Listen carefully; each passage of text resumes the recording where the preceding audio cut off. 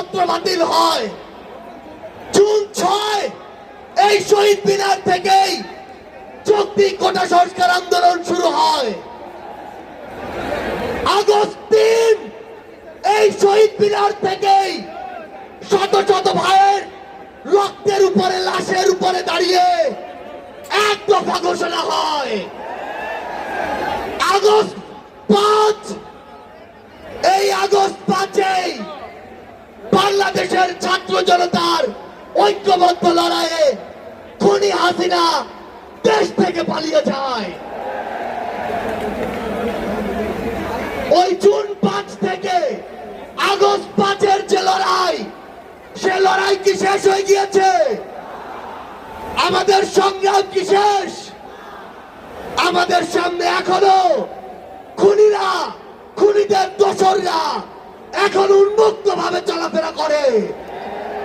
যারা আমাদের ভাইদের হত্যা করেছে, ওই ছাত্রলীগ, যুবলীগ, আওয়ামী লীগের সন্ত্রাসীরা, তারা এখনো বিভিন্ন দিক থেকে আমাদেরকে দেখে আর মুচকি হাসে।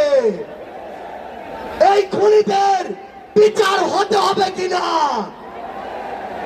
আবার যারা হত যোদ্ধা রয়েছে, শহীদ পরিবার রয়েছে, তাদের এই খুনের বিচার হতে হবে কিনা?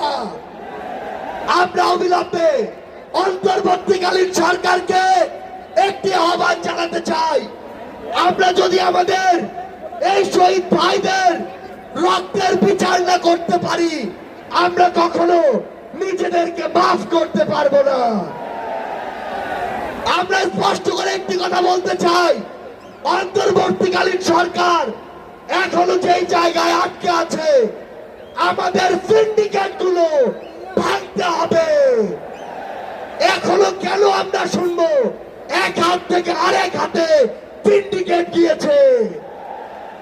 তাহলে আপনারা আপনাদের জায়গা থেকে কি অ্যাকশন নিচ্ছেন?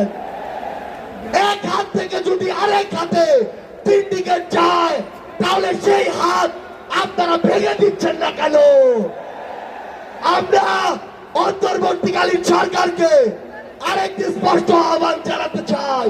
সেটি হচ্ছে, আমাদের এই বাংলাদেশ সকল দেশের সাথে বন্ধুত্বপূর্ণ পররাষ্ট্র নীতিতে যাবে, কিন্তু সেই বন্ধুত্বপূর্ণ পররাষ্ট্র নীতির সুযোগে কেউ যদি মাথায় উঠে বসে, আমরা তাকে মাথা থেকে মাটিতে ফেলে দিতে বিন্দু মাত্র দ্বিধা করবো না। আমরা স্পষ্ট করে একটি কথা বলতে চাই, যেই খুনিরা এই দেশের বাইরে, এই দেশের মানুষের ঘামের হাজার হাজার কোটি টাকা পাচার করেছে, সেই টাকা ফিরিয়ে আনতে হবে। আমরা স্পষ্ট করে বলতে চাই, ওই গোপালগঞ্জে যেই খুনির দোসররা এখনো ঘাটতি মেরে আছে, তাদেরকে আইনের আওতায় বিচার করতে হবে। গোপালগঞ্জে এখনো কিভাবে আমাদের এই অভ্যুত্থানের যোদ্ধাদের উপরে হামলা হয়, আমরা প্রশাসনকে, পুলিশকে স্পষ্ট ভাবে বলতে চাই, পুরো বাংলাদেশে আমাদের এই যোদ্ধাদের, ফ্যাসিস্ট বিরোধী আন্দোলনকারীদের নিরাপত্তা যদি না দিতে পারেন, তাহলে ওই চেয়ারে কোন আইন শৃঙ্খলা রক্ষাকারী বাহিনীর বসে থাকার কোন অধিকার নেই। আমরা স্পষ্ট করে শুধু একটি কথাই বলতে চাই, আমরা এই অন্তর্বর্তীকালীন সরকারের কাছে আমরা এই গণহত্যার বিচার চাই। আমরা সিন্ডিকেট থেকে আমাদের মানুষের মুক্তি চাই। আমরা পাচারকৃত অর্থ ফেরত চাই। আমরা দ্রব্যমূল্য নিয়ন্ত্রণ করে মানুষের স্বস্তি চাই।